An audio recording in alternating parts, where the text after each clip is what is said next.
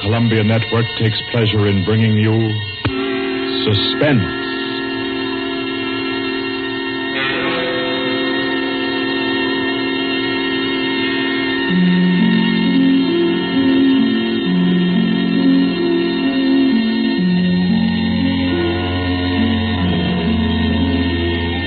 Suspense, Columbia's play theater of outstanding thrillers, produced and directed by William Spear and scored by Bernard Herrmann. The notable melodramas from fiction and stage and screen, from the world's great literature of entertaining excitement, presented each week to bring you to the edge of your chair, to keep you in suspense.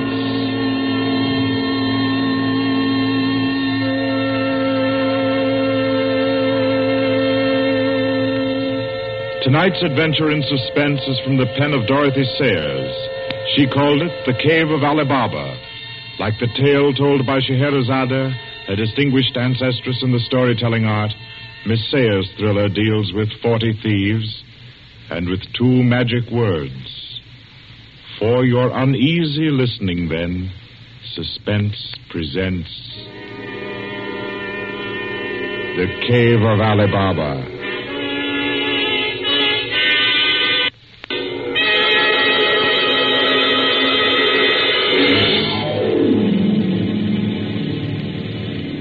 On a Saturday afternoon in January, in a grim and narrow house in Lambeth, a man sat eating kippers and reading the daily paper.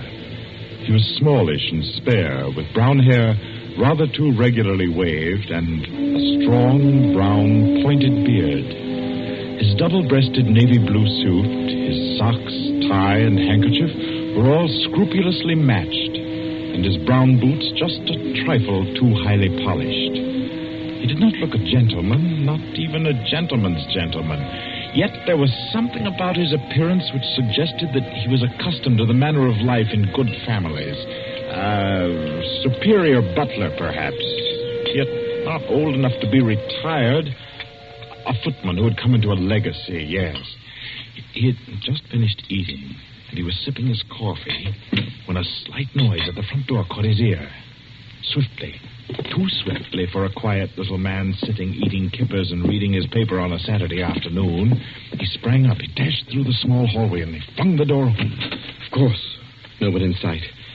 The society is at least dramatic in its delivery of its correspondence. And as if he knew what he would find, he shut the door and turned to the hat stand in the hall. An envelope had been placed there. It was addressed to Joseph Rogers. So Mr. Rogers opened the note. Number 21. An extraordinary general meeting will be held tonight at the house of number 1 at 11:30. You will be absent at your peril. The word is finality. Finality. Yes, I think so. The man called Joseph Rogers stood for a moment, studying the note. Then he strode to the rear of the house, to a tall safe built in the wall. Carefully, he manipulated a dial. He swung the safe door open. He stepped inside, into a small strong room. He opened a drawer marked Correspondence, placed the note inside, and then came out again. A moment to reset the lock for a new combination, and then he went back into the living room. He reached for the telephone. He lifted it from the cradle and then reconsidered. Too dangerous. He hurried upstairs and clambered into an attic. In the furthest corner, he searched for and found a knothole in the woodwork. He pressed it. A concealed trapdoor swung open, and he was in the loft of the adjoining house. He paused before 3 cages, in each of them a carrier pigeon. Carefully, he wrote a note. Slipped it under a pigeon's wing. There you are, my pretty. There, take it easy now. There you go. Lie straight.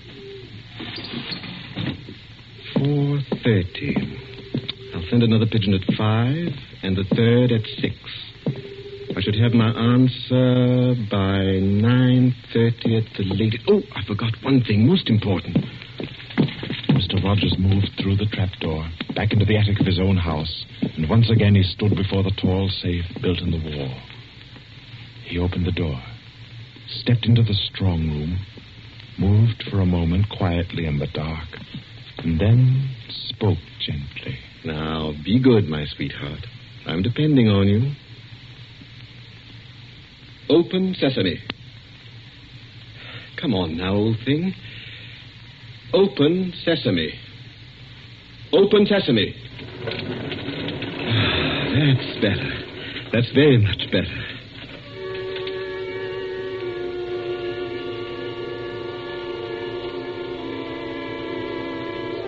By 9:30, his answer was back. All the little piece of paper said was a hasty okay. At a quarter before 11, he took his revolver from a locked drawer, inspected it carefully. Yes, loaded it with cartridges from an unbroken packet, and left the house. He walked quickly, keeping well away from the wall. And when he climbed on a bus, he sat next to the conductor, where he could watch all who got on and off. By 25 minutes after 11, he was out on lonely Hampstead Heath, pausing in the shadow of a large tree to adjust a black velvet mask, on which, in white thread, was stitched the number 21. Then he stepped briskly to the door of the villa that lay before him and...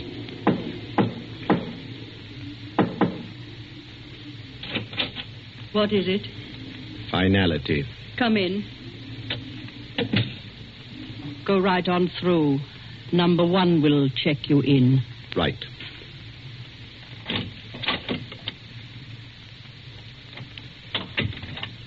"21, sir. Lift your mask. Very well, 21. You may go on to the meeting room. Thank you, sir.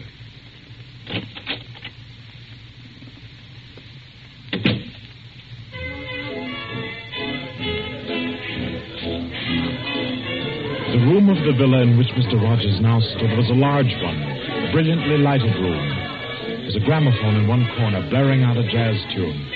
To its rhythm, couples, masked men and women, were dancing. Some were in evening dress, some in tweeds and jumpers. In another corner of the room was the bar. Mr. Rogers went up to it and asked the masked man in charge for a double whiskey. He consumed it slowly, leaning on the bar. The room filled. Presently, someone moved across to the gramophone and stopped it. Mr. Rogers looked around. Number 1, the massive gentleman in evening dress who had checked him in, appeared on the threshold. A tall woman in black stood beside him. Her mask, embroidered with a white number 2, covered her hair and her face completely. Only her fine bearing, her white arms, and her dark eyes, shining through the eye slits, proclaimed her as a woman of power, of physical attraction. The masked dancers were silent now as number 1 spoke. Ladies and gentlemen, we are short 2 members tonight. I need not inform you of the disastrous failure of our plan for obtaining the plans of the Court Windlesham Heliscoper. Our courageous and devoted friends, number 15 and number 38, were betrayed and taken by the police.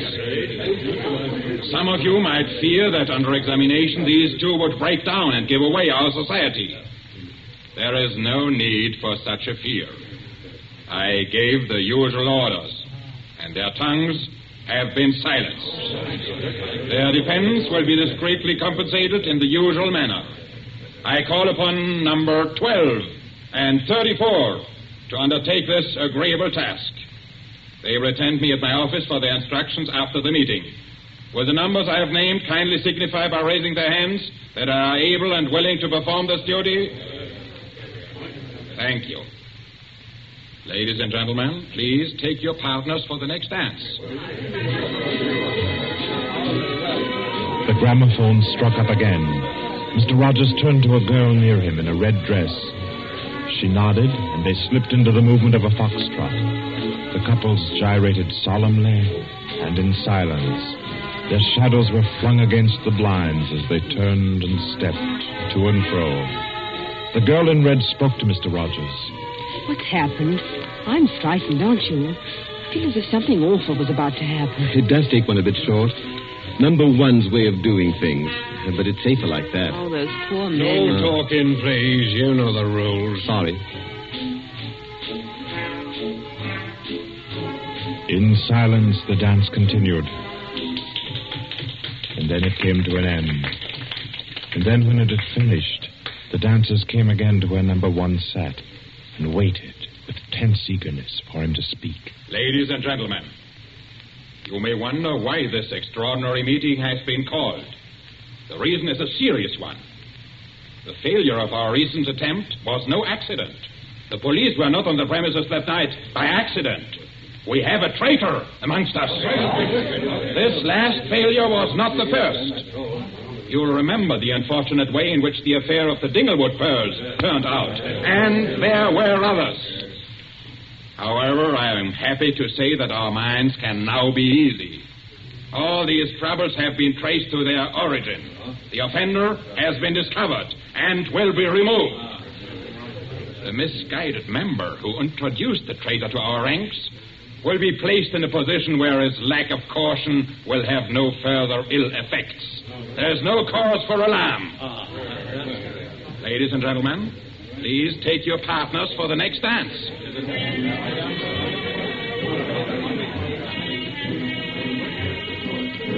Again, the gramophone took up its bizarre monotony, and the masked dancers glided and turned, and their movements were sharper, more staccato. The girl in red was claimed by a tall mask in evening dress. A hand laid on Mr. Rogers' arm made him start. A small, plump woman in a green jumper slipped a cold hand into his. The dance went on.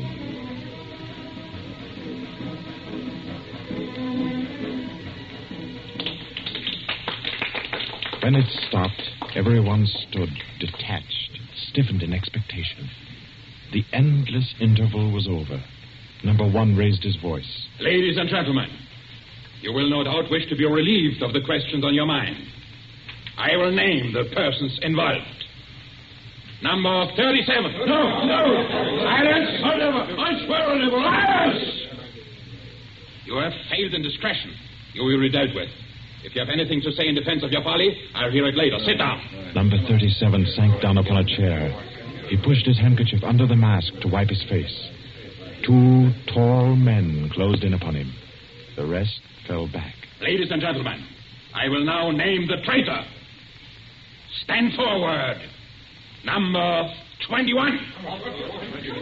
Take off your mask. Number 37. This man was introduced to our society by you under the name of Joseph Rogers, formerly second footman in the service of the Duke of Denver, dismissed for petty thievery. Did you take steps to verify the statement? I did as God's my witness. It was all straight. I had him identified by two of the servants. I asked all over about him. The story was true. I'll swear it was. Number 21. Your name has been given as Joseph Rogers. Is that your real name? Answer me. Is that your real name? No. What is your name? Peter Death Braden Whimsey. Silence! My compliments, your lordship. We thought Lord Whimsey was dead. He was killed, so the paper said 2 winters ago, while shooting big game in Africa. He even left a will, proved of £500,000. To his mother, I believe, the Dowager Duchess of Denver. Lord Peter Whimsey, indeed. Well-known book collector, man about town, distinguished criminologist. Took an active part in the solution of several famous mysteries. Taking an active part, if you don't mind. So you deliberately led us to think you were dead and became Joseph Rogers to gain entrance to our society. What has become of the real Joseph Rogers? He died abroad. I took his place. And the end of your impersonation to uncover our society. Precisely. I see. The robbery of your own fete, upon which we congratulated ourselves, and which you helped to execute, was arranged. Obviously. The robbery of the Duchess, your mother, was arranged by you. It was. It was a very ugly tiara, no real loss to anybody with decent taste. The burglary of the Winthrop mansion, the theft of the necklace at Covent Garden, the others as well. You arranged them all. All. May I smoke, by the way? You may not. Numbers 15, 22, 39. You have watched the prisoner. Has he made any attempt to communicate with anybody? None. His letters and parcels have been opened. His telephone tapped and his movements followed. Even the water pipes in his house have been under observation for Morse code signals. You're certain?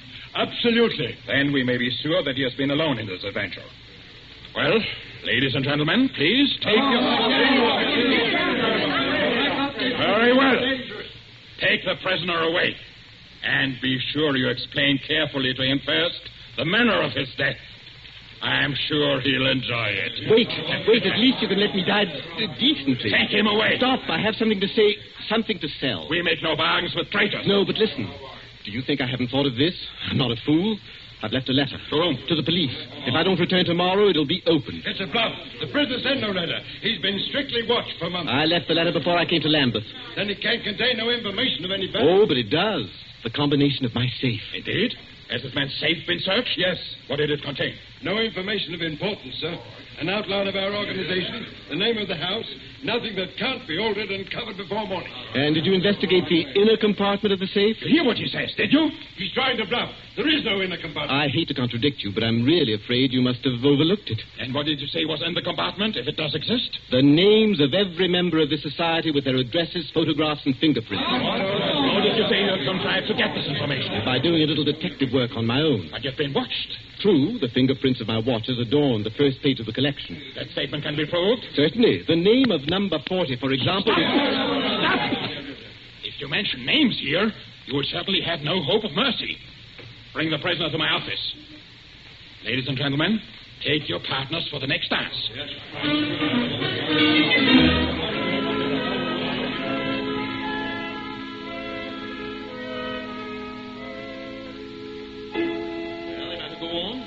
Prove that I know your gang from number 1 through number 25. Do you want me to prove that I know the others as well? My lord, your story fills me with regret that you are not, in fact, a member of our society. Wit, courage, and industry are valuable in an association like ours. I fear I cannot persuade you. No, I suppose not.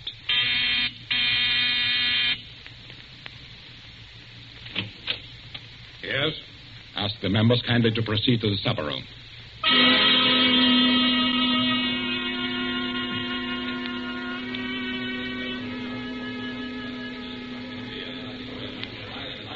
Ladies and gentlemen, I'll not conceal from you the seriousness of the situation.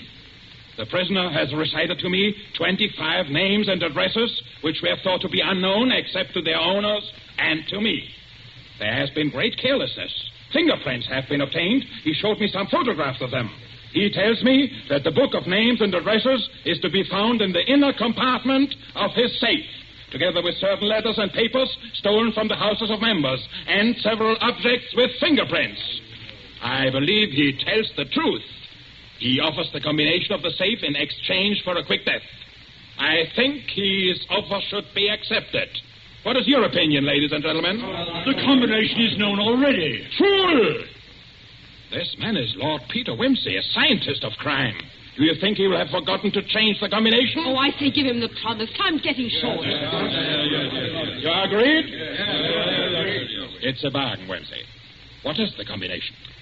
The word of the combination is unreliability. And the inner door, the inner compartment? In anticipation of the visit of the police, the inner door is open. Good.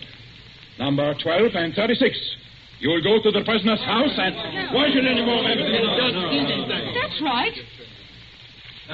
I agree. Nobody ought to be trusted. Then what, ladies and gentlemen, do you suggest? You go yourself. You're the only one that knows all the names. You go yourself. I second that motion. Is the wish of the meeting, then, that I should go? No. I say no. No, don't go. Number 1 is our president, the head and soul of our society. If anything should happen to him, where should we be? You've all blundered. We have your carelessness to thank for all this. Do you think we should be safe for 5 minutes if he were not here to repair your folly? Well, there's something in that. If you will pardon my suggesting it, the lady appears to be in a position peculiarly favorable for the reception of the president's confidences. The contents of my modest volume will be no news to her. Why should she not go herself? Because I say she must not. If it is the will of the meeting, I'll go. Give me the key of the house. Here. Is your house watched? No. If I have not returned in 2 hours, act for the best to save yourselves. And do what you like with the prisoner.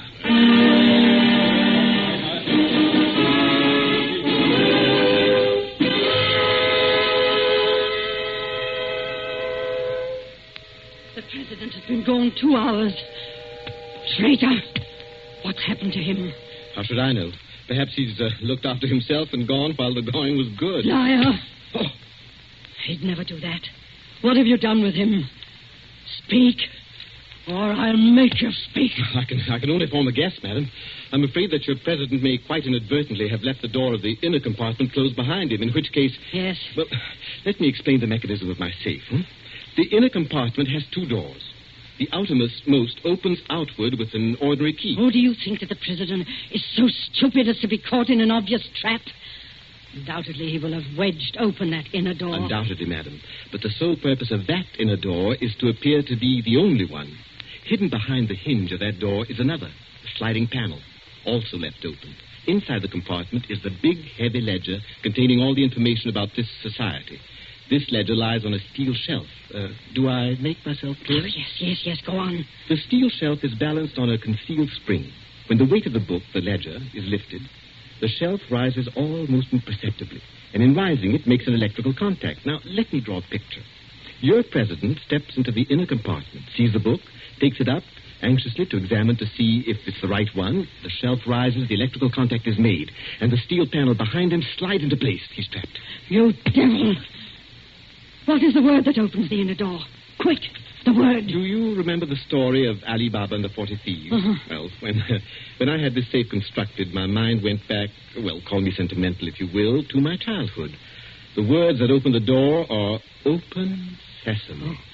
How long can a man live in this devil's trap of yours? Oh, I should think he might hold out for a few hours if he didn't use up all the oxygen by hammering and yelling. I imagine if we go there at once, we'll be able to get him out all right. I'll go myself. I think you'd better take me with you. Why? Well, I'm the only person who can open the door. But you've given me the word. Yes, you have the word. But this door of mine, I'm rather proud of it. You know, it's my own invention. It's the latest thing. It will open to the words open sesame, all right. But to my voice only. Your voice? I'll choke your voice in my hands. What do you mean, your voice only? Don't clutch my throat like that. You'll wreck my voice, and then the door might not recognize it. There, that's better. The door got stuck for a week once, and when I had a cold. Is what he says true? Is it possible? Perfectly possible, madam. It will have a microphone arrangement. Could be done also with light vibrations. We must let him go. Take the ropes off him. Let him go? Nothing. He doesn't go to blab to the police. The president's done in, that's all. And we'd all better make traps while we can. It's all up, boys. Right. Chuck this fella down the cellar and fasten him in. I'll go and destroy the ledgers. 32, you know where the switch is. Give us a quarter of an hour to clear, then you can blow the place to glory. No, you can't leave one to die. He's your president, your leader. I won't let it happen. I won't. I'll free this man myself. Here, none of that now. Let me go. Let go of me. Think, Doctor, think. It'll be light in an hour or two. The police may be here at any moment. Police? Oh, yes. Yes, you're right. No, we mustn't imperil the safety of all for just one man. He himself would not wish it. Throw this man in the cellar and let's get out of here while there's time.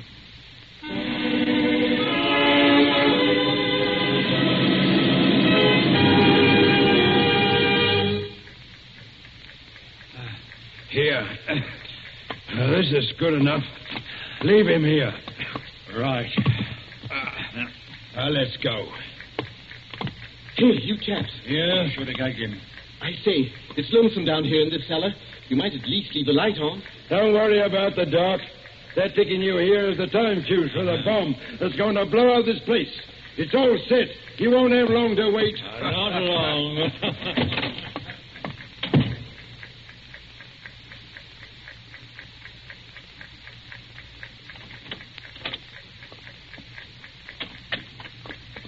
Who is it?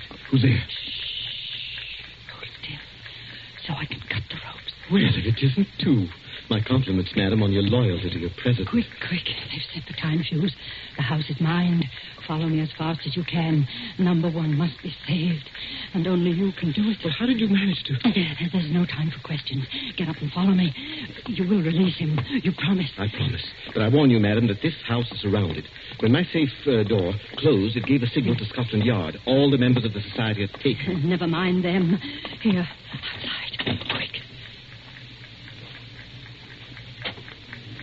All right, who's there? Is that you, Inspector? Get your fellows away, quick. The house is going up in a minute.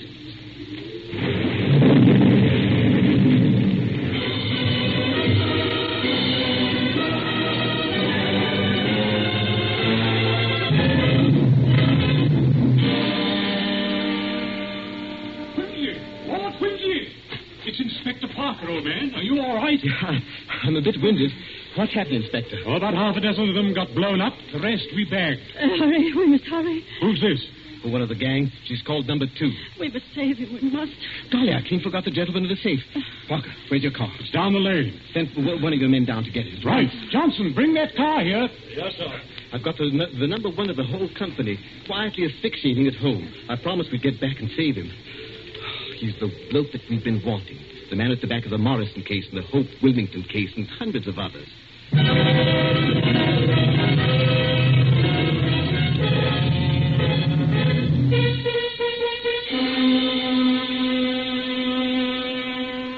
Is this it? Quite a contraption. Yes, I only hope he hasn't upset the adjustment by thumping at it. Oh, please, hurry. I hope you haven't hurt my voice. Oh, you sound all right. I can only be conversational. Come on, old thing. Show us your paces. Open sesame. Open sesame. Confound you. Open sesame. Open sesame.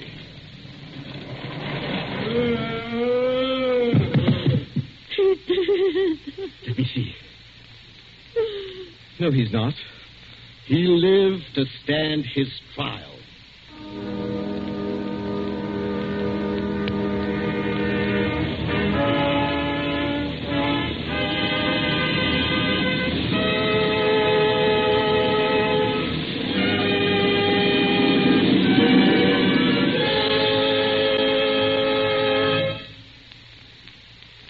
And so, all's right with the world, as it always is when Lord Peter Whimsey is involved. The Cave of Ali Baba by Dorothy Sayers is the story which gave us tonight's Suspense. Suspense is produced by William Spear. Our guest director for this evening was Robert Louis Sheehan. Tonight's radio drama was written by Peter Lyon and scored by Bernard Herrmann. Romney Brent was Peter Whimsey, William Moulton played number 1, and Ira Gerald, the lady in the case. Others in the cast were Kathleen Cordell, Victor Beecroft, Roland Bottomley, J.W. Austin, William Podmore, Ian Martin, and William Moulton. Suspense.